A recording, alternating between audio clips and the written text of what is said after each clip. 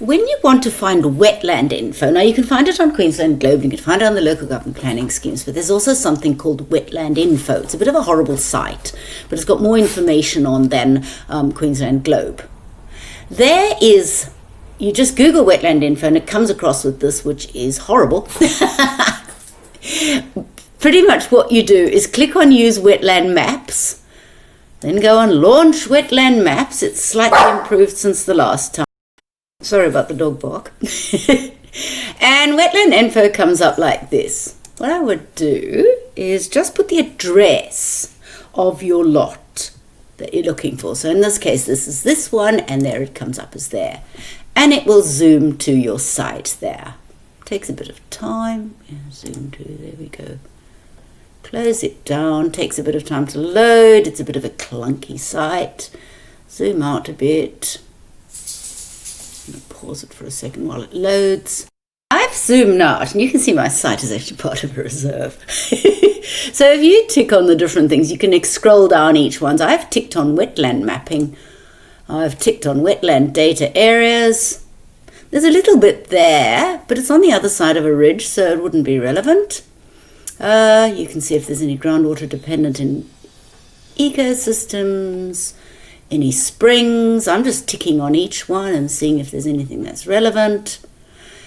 You can see mostly that this particular site, I would put Ramsar wetlands. Are there any Ramsar wetlands? Highly unlikely because there's only a few in Queensland.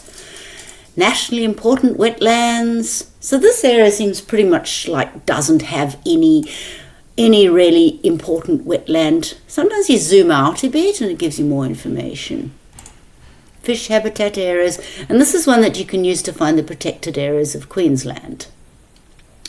Doesn't look like there's any national parks. Sometimes you've got to zoom way out on this, but this is in the middle of Brisbane, so it's probably unlikely that there's any. Just remember where your site is. You can see there's a tiny little dot. Doesn't look like there's anything there. So there's a marine park near there, Moreton Bay, but that's not relevant because it's too far. Drainage division. So there's a lot of stuff there. The national ecosystems, regional remnant REs.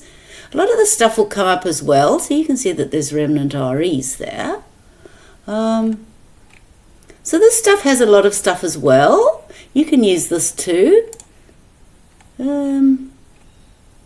Pre-clearing. This is also, you can find soils and geology. So that's quite useful as well. Are there acid sulfate soils? It's unlikely. What about the geology? Oh, it's horrible, but it's very useful. So you can see it's fell sites, and it is. I'm not too sure what that is.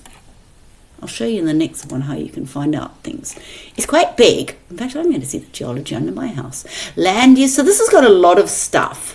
You can use this stuff to wildlife sightings. Have there been any wildlife sightings there? Oh, there we go. So all of the stuff you can use Wetlandinfo as well. And it's very important. It's very interesting. Species diversity. So it's got more stuff. It's really improved since previously.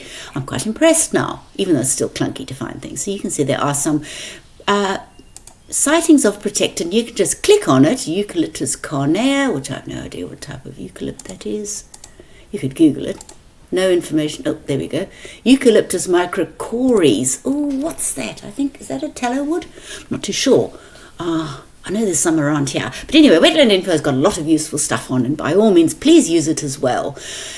Creating maps on Wetlandinfo, I'll show you on the next one, because mostly I've forgotten how to do it, so I've got to figure it out first.